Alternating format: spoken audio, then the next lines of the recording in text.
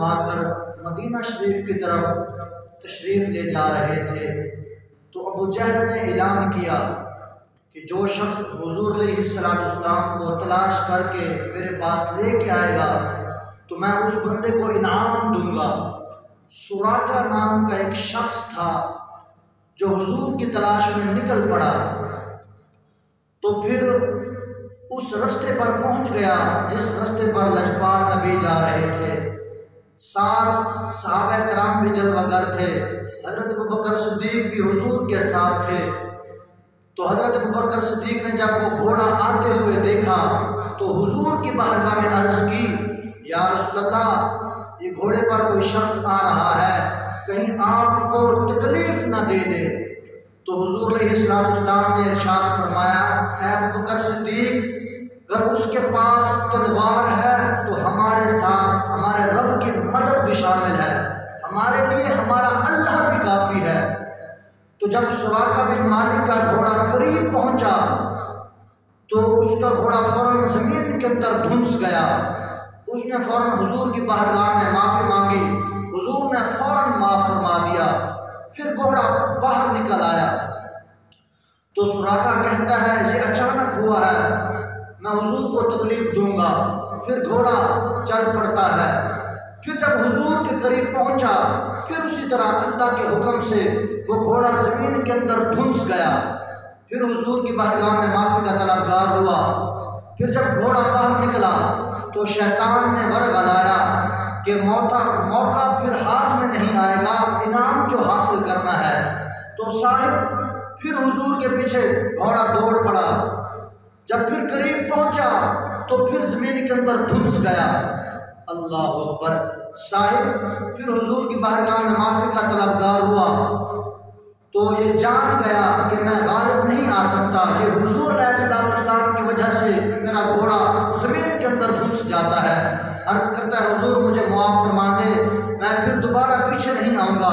حضور نے پھر تیسری مرتبہ بھی معاف فرما دیا۔ صاحب حضور نے جب دیکھا فرمایا، سراقہ، میں تیرے ہاتھوں کے اندر شاہ ایران کے کنگن دیکھ رہا ہوں۔ صاحب معلوم ہوا تیرے میں لجپال نبی نے پیش گوئی فرمائی، غیب کی خبر بتائی۔ حضور فرماتے ہیں، اے سراقہ، میں تیرے ہاتھوں کے اندر شاہ ایران کے کنگن دیکھ رہا ہوں۔ صاحب وقت گزرتا گیا، سراقہ مسلمان ہو گئے، امیر المؤمنین حضرت عمر فاروق کا دور خلافت آ گیا۔ آپ کے دور کے اندر ایک مرتبہ سراقہ بیمار ہو گیا، صحابہ کرام جاتے ہیں پوچھنے کے لیے، عیادت کے لیے۔ تو سراقہ کہتا ہے، اے میرے نبی کے صحابہ، مجھے یقین ہے، میرا ایمان ہے، مجھے اس وقت تک موت نہیں آ سکتی جب تک میرے نبی کی حدیث بات پوری نہ ہو جائے۔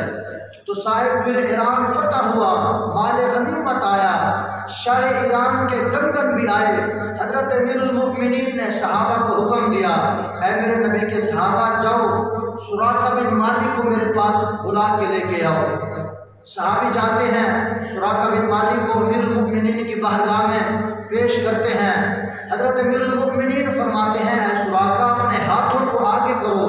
سراقہ بن مالک اپنے ہاتھوں کو آگے کرتا ہے تو حضور علیہ السلام کے پیارے صحابی امیر المؤمنین، مراد رسول، مرید رسول عمر فاروق رضی اللہ عنہ، آپ سونے کے کنگن سراقہ بن مالک کے ہاتھوں میں پہنا دیتے ہیں۔ بڑا نازک زمانہ تھا، لوگ بڑے نیک تھے۔ صحابی عرض کرتے ہیں، اے امیر المؤمنین، یہ مردوں کے لیے سونا پہننا قیامت تک کے لیے حرام ہے، اب جواب سنیے گا، کلیجہ ٹھر جائے گا۔ امیر المؤمنین فرماتے ہیں، اے میرے نبی کے صحابہ، قیامت تک کے لیے تمام مسلمانوں کے لیے سونا پہننا حرام ہے، اگر ہم پہنیں گے ہم گناہ گار ہوں گے، اگر سراقہ نہیں پہنے گا سراقہ گناہ گار ہوگا۔ صاحب معلوم ہوا جو میرے نبی کی بات تھی، جو غیب کی خبر آپ نے دی تھی، جو پیش گوئی فرمائی تھی، وہ پوری ہو گئی تھی۔ صاحب اس لیے ہمیں چاہیے، ہمیں ہر حال کے اندر حضور علیہ السلام کے ساتھ سچی محبت کرنی چاہیے، اور نبیوں کے اخلاق بڑے عظیم ہوتے ہیں۔